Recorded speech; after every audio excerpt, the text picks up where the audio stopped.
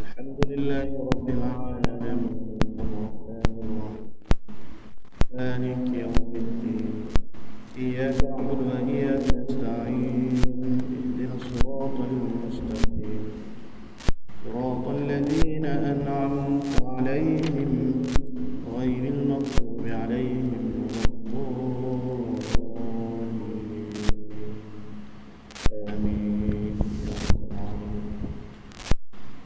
اللهم صل صلاة كاملة وسلم سلاما تاما على سيدنا محمد الذي تنحل به العقد وتنفرج به الكرب وتقضى بالحوائج وتنال به الرغائب وحسن الخواتم ويستسقى الغمام بوجهه الكريم وعلى آله وصحبه في كل لمحة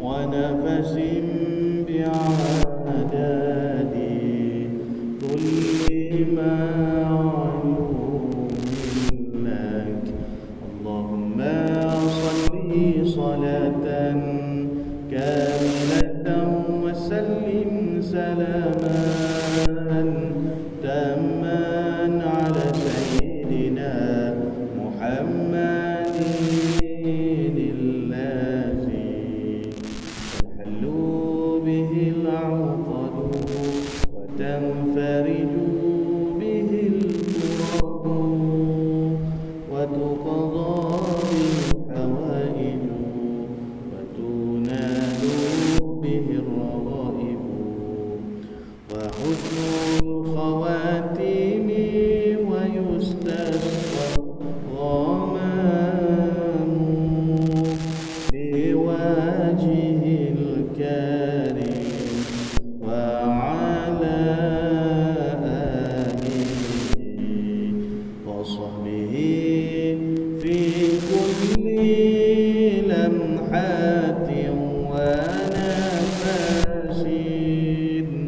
ونفس بعدد كل معلوم لك اللهم صل صلاة كاملة وسلم سلاما تاما على سيدنا محمد الذي تنحل به العقد وتنفرج به الكرب وتقضى به الحوائج وتنال به الرغائب وحسن الخواتم ويستسقى الغمام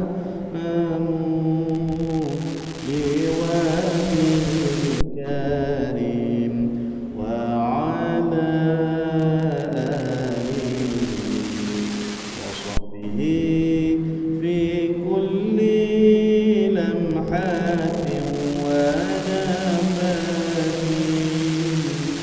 ونفس بعدد كل معلوم لك الحمد لله رب العالمين والصلاة والسلام على أشرف الأنبياء والمرسلين وعلى آله وصحبه أجمعين سبحانك لا علم لنا إلا ما علمتنا إنك أنت العليم الحكيم ولا حول ولا قوة إلا بالله العلي العظيم رب اشرح لي صدري ويسر لي أمري واحلل عقدة من لساني يفقهوا قولي وسدد لساني واهد قلبي بحق سيدنا وجدنا رسول الله صلى الله يا أيها الذين آمنوا اصبروا وصابروا ورابطوا واتقوا الله لعلكم تفلحون اللهم أرنا الحق حقا وارزقنا اتباعه.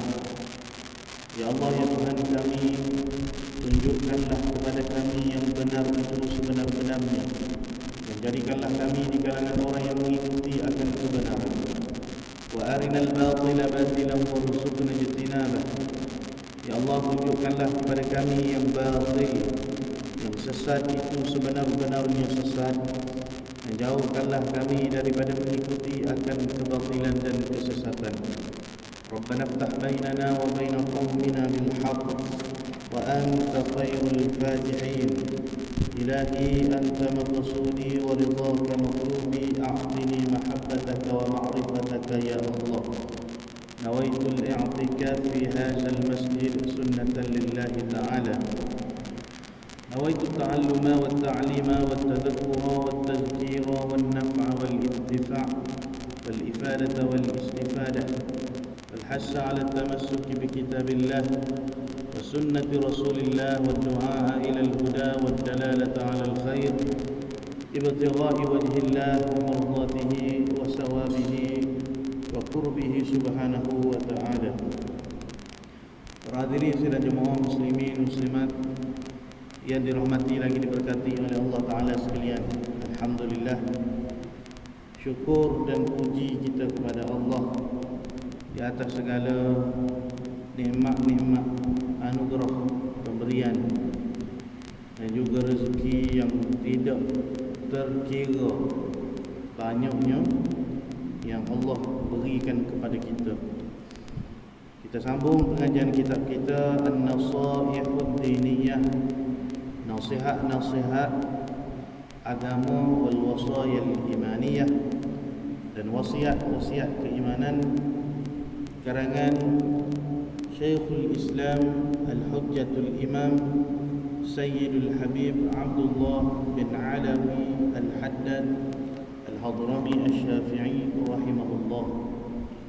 Qala al-muallif rahimahullah ta'ala wa nafa'ana bi'ulumihi fi daraini amin ya rabbal alamin. Berkata pengarang kitab kita Al-Imam Al-Haddad rahimahullah, oleh sebab itulah apabila dikatakan sesungguhnya dalam cita-cita itu ada rahmah, yakni jika tidak ada cita-cita pada diri seseorang, nescaya porak-perandalah segala urusan dunia dan akhiratnya. Ini membuktikan apa yang telah termaklum kepada kita, bahawa apabila Allah Ta'ala mengeluarkan keturunan Adam alaihi salam dari tulang belakangnya, dari tulang sulbi Nabi Adam alaihi salam, pada hari mengambil perjanjian, yakni yaumil mitsaq, maka para malaikat amat takjub melihat banyaknya keturunan Adam itu. Lalu berkatalah sekalian para malaikat kepada Allah, wahai Tuhanku, dunia ini tidak akan dapat menampungi, tidak akan muat untuk mereka, yakni anak cucu cicit Nabi Adam, manusia. Lalu Allah Ta'ala berfirman, Allah pun memberitahu kepada para malaikat, tawaffatuhum, aku akan mewafatkan, aku akan mematikan mereka. Lalu berkatalah malaikat lagi, tentulah tidak bahagia hidup mereka, kerana mereka hidup untuk diwafatkan, untuk dimatikan. Maka apa kata Allah kepada para malaikat? Aku akan cetuskan semangat dan juga cita-cita di dalam diri mereka. Baik. Jadi kita sambung nasihat Al-Imam Al-Haddad rahimahullah, masih lagi dalam membicarakan tentang cita-cita ataupun yang kita panggil harapan, semangat, cita-cita, angan-angan, harapan. Ini semua pada zahirnya makna yang sama, cuma dia ada beberapa perbezaan. Kalau cita-cita itu diikuti dengan usaha untuk mendapat sesuatu, itu makna cita-cita. Adapun angan-angan hanyalah sekadar berharap semata-mata, tetapi tidak diusahakan untuk mencapai sesuatu perkara itu. Itu beza di antara cita-cita dengan angan-angan. Maka Imam Al-Haddad rahimahullah menceritakan kepada kita ada 3 jenis. Ada 3 kategori cita-cita, harapan, pengharapan manusia, semangat yang ada dalam diri kita. Ada orang dalam hati dia ni dipenuhi dengan bercita-cita untuk mengingati negeri akhirat. Dekat di hati dia dengan kematian. Kematian itu tidak jauh. Bahkan kematian itu bukanlah sesuatu yang menduka citakan dia, yang membimbangkan dia, yang menakutkan hati dia. Tetapi itulah dambaan, benda yang dia harapkan, benda yang dia nanti-nantikan. Kerana apabila bertemu dengan kematian, maka di sanalah kita akan menikmati segala janji-janji Allah, kebahagiaan, saadah yang sebenar. Kerana di dunia ini hanyalah tempat tumpangan kita, tempat kita lalu, tempat kita diuji, tempat kita dibebani dengan pelbagai ujian. Setelah mana kita melepasi ujian-ujian ini, maka yaumul jazaa, hari yang kita menerima balasannya adalah negeri akhirat.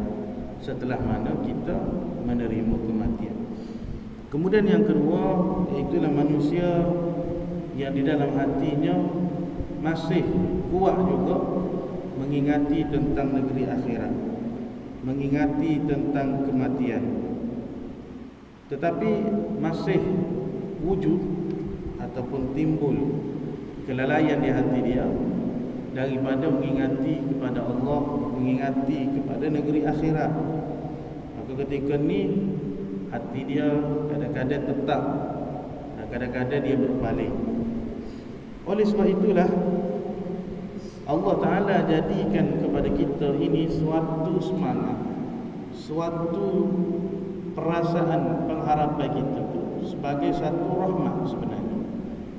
Dan tidak ada cita-cita pada diri seseorang itu kalau sekiranya tidak ada semangat, tidak ada rasa pengharapan apa yang kita harapkan, nescaya akan porak-porandalah kehidupan kita di dunia dan juga di akhirat. Maka ini jelas bagaimana kisah perjanjian kita dengan Allah yang kita panggil sebagai Yaumul Misaq. Ada 3 perjanjian di antara manusia dengan Allah. Pertama, Yaumul Misaq, ketika mana Allah Ta'ala keluarkan seluruh anak cucu cicit Nabi Adam, anak keturunan manusia ni. Dalam satu hadis yang kita baca pada pertemuan yang lalu, tak kala Allah Ta'ala menciptakan Nabi Adam AS, maka Allah Ta'ala telah mengusap atau telah menyapu akan tulang sulbi Nabi Adam AS. Maka lahirlah daripada tulang sulbi Nabi Adam itu keturunan-keturunan manusia, roh-roh kita, sehingga hari kiamat. Nah, keturunan manusia dengan makna roh-roh kita tu sudah ada dah. Ketika tu berlakulah Yaumul Misaq, hari yang di mana Allah Ta'ala tanya kepada sekalian roh, wa idh akhadha rabbuka min bani adama min zuhurihim zurriyatahum wa ashhadahum ala anfusihim alastu bi rabbikum qalu bala shahidna an taqulu yawmal qiyamah inna kunna an hadha ghafilin. Ingatlah ketika Tuhanmu mengeluarkan keturunan anak cucu Adam dari sulbi mereka, dan Allah mengambil kesaksian kepada sekalian roh. Apa kata Allah? Alastu bi rabbikum, bukankah aku ini adalah Tuhan engkau? Maka jawablah sekalian roh manusia itu, bala syahidna, bahkan benarlah, betul engkaulah Tuhan yang kami saksikan, yang kami menjadi saksi. Antaqulu yaumal qiyamah inna kunna an hadza ghafilin.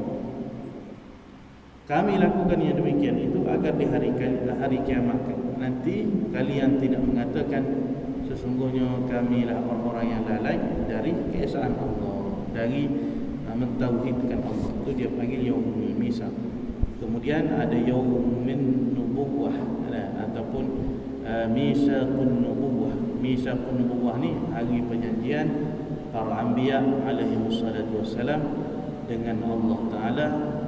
Dan yang ketiga, adanya perjanjian misaqut tiba', perjanjian untuk kita mengikuti, tunduk, taat kepada Allah setelah mana dibangkitkan para nabi, para rasul kepada manusia di dunia ni, supaya mengingatkan semula janji kita dengan Tuhan dulu di alam arwah. Maka ketika itu kita pun berjanji untuk tunduk dan taat kepada Allah di dunia. Baik, maka kata Imam Al-Haddad, bila mana Allah Ta'ala jadikan sekalian manusia, yakni Allah Ta'ala mengusap sulbi Nabi Adam AS, maka para malaikat yang melihat ni sangat takjub dengan kejadian kita. Hairan dia lihat Allah amanya anak cucu Nabi Adam, maknanya keturunan manusia ni begitu ramai. Sehingga hari kiamat, maknanya Allah dah jadi dah kita dulu. Ruh kita ni dah ada dah ketika yaumul misaq. Bila begitu, malaikat berkata, muak dah bumi ni nak masuk dengan bilangan seramai ni anak cucu Adam. Maka apa kata Allah? Aku akan mewafatkan sebahagian daripada mereka. Yang ni tidak kata semua orang Allah Ta'ala cipta daripada mula-mula sehingga hari kiamat tu akan berada di bumi ni. Tak. Bahkan seperti mana ayat yang Allah Ta'ala sebut, A'udzu billahi minasyaitonir rajim, minha khalaqnakum wa fiha nu'idukum wa minha nukhrijukum taratan ukhra. Daripadanya kami dijadikan, minha daripada yang di tanah, khalaqnakum kami menciptakan kamu manusia, wa fiha nu'idukum dan di dalamnya, yakni di dalam tanah, di dalam bumi inilah tempat kami akan dikembalikan. Wa minha nukhrijukum taratan ukhra, dan daripada bumi itulah, daripada kubur itulah, daripada liang lahat itulah, nukhrijukum kami keluarkan kamu, ini manusia, kata Allah, pada hari pembalasan, yaumul ba'ts, hari dibangkitkan kita.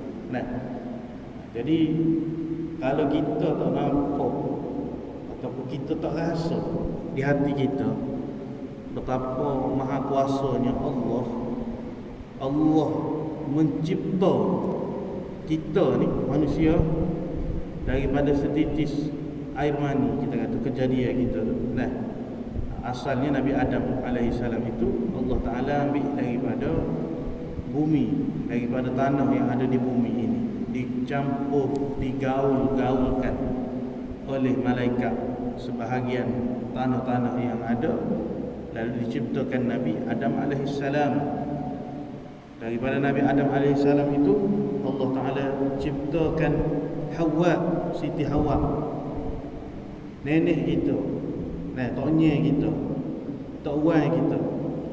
Kemudian berkahwin Adam alaihissalam dengan Hawa melalui hubungan persetubuhan, kita kata melalui jimuk.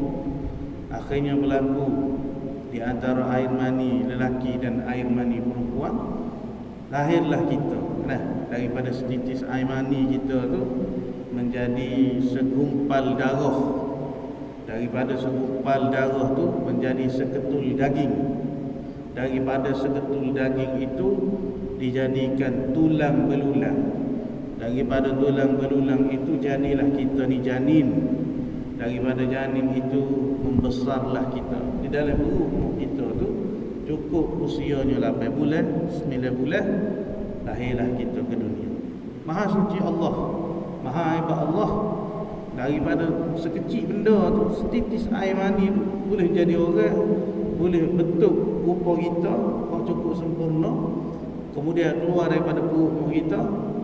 Setelah tu kita membesar di dunia ni, daripada tak pandai apa-apa, Wallahu yakhrujukum min butuni ummahatikum la ta'lamuna syai'a. Allah Ta'ala lah yang mengeluarkan kamu daripada perut ibu-ibu kamu tanpa kamu mengetahui sesuatu. Pendengaran kamu tak tahu. Penglihatan kamu tak tahu.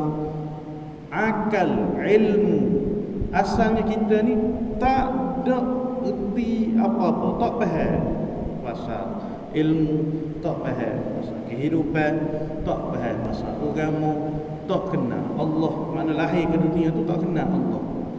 Lalu Allah beri kepada kita akal, Allah jadikan lagi ciptaan sehingga kita meningkat remaja, kanak-kanak, remaja, dewasa, tumbuh bulu dan sebagainya, kita kata tumbuh rambut, tumbuh janggut, tumbuh misai.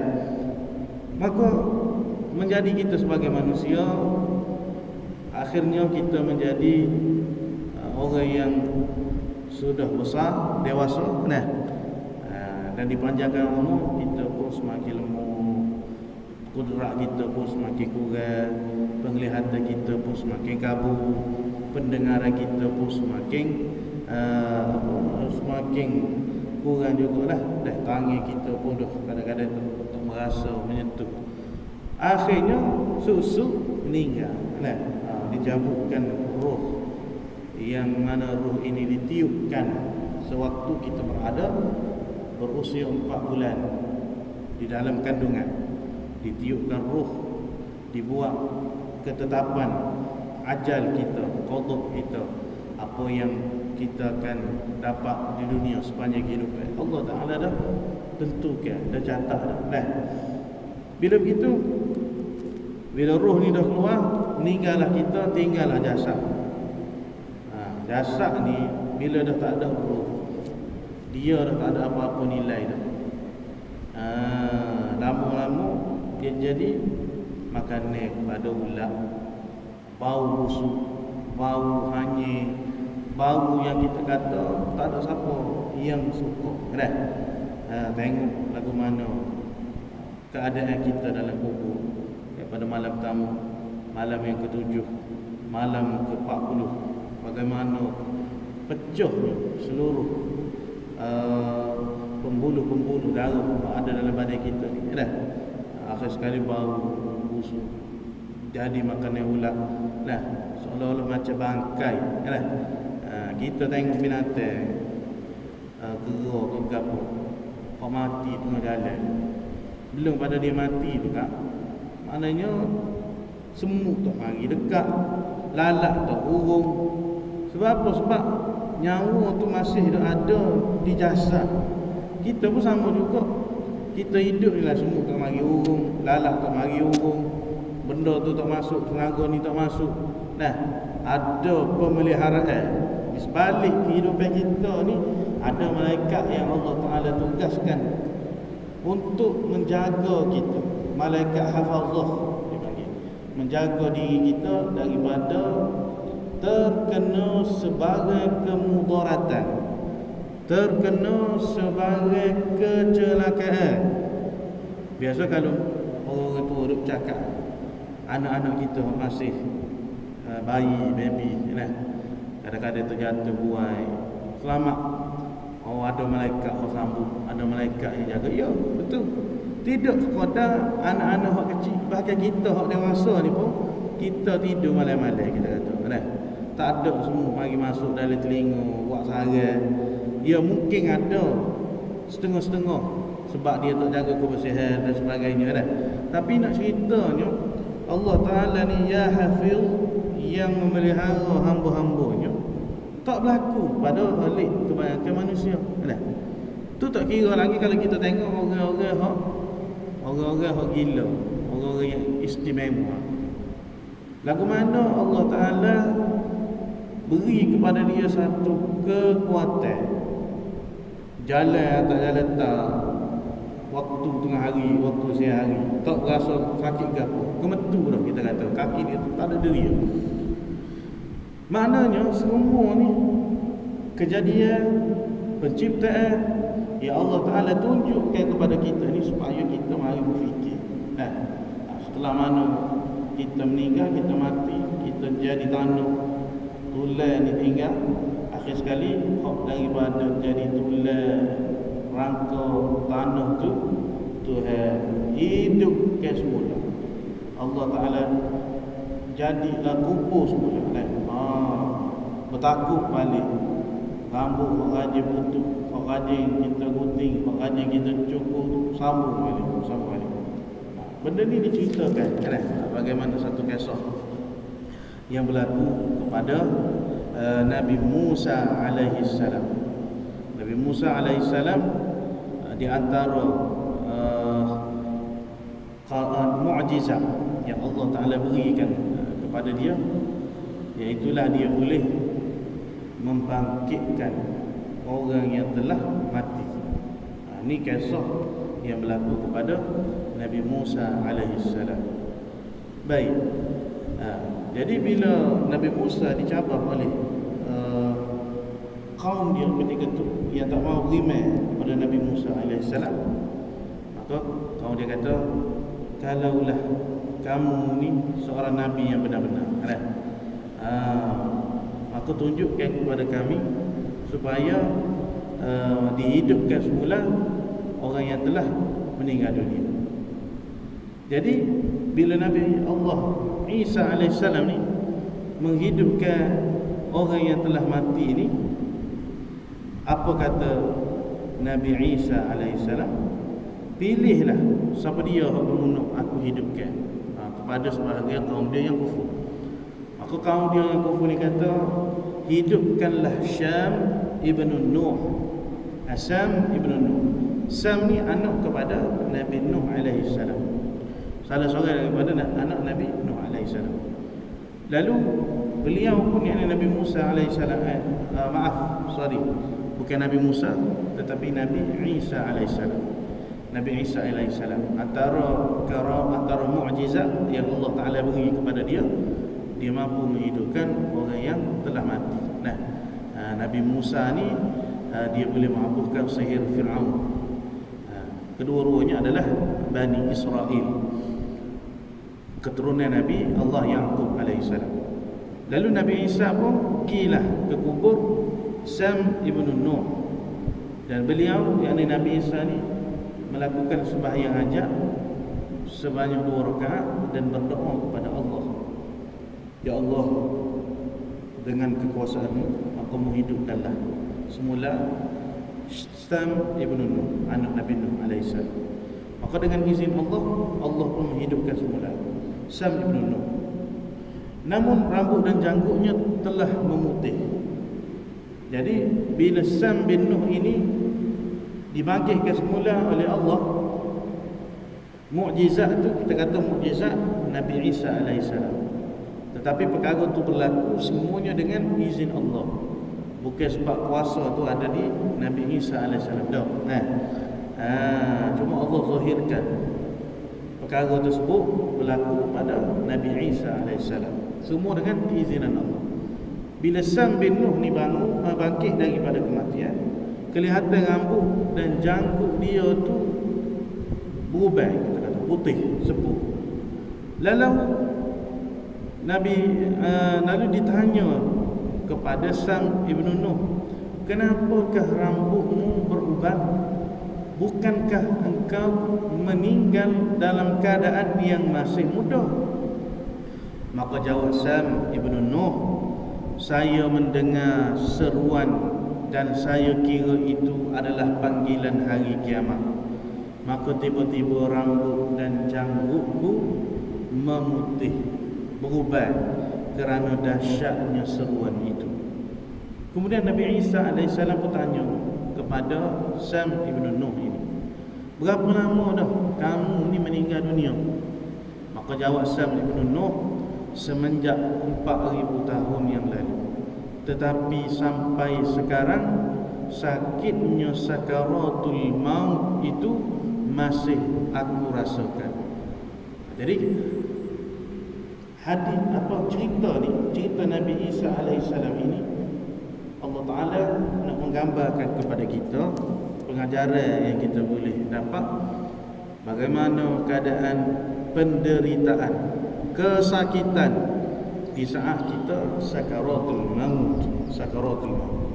Dan baru-baru ni pun kita dikejutkan dengan peristiwa nahas pesawat peribadi beberapa orang daripada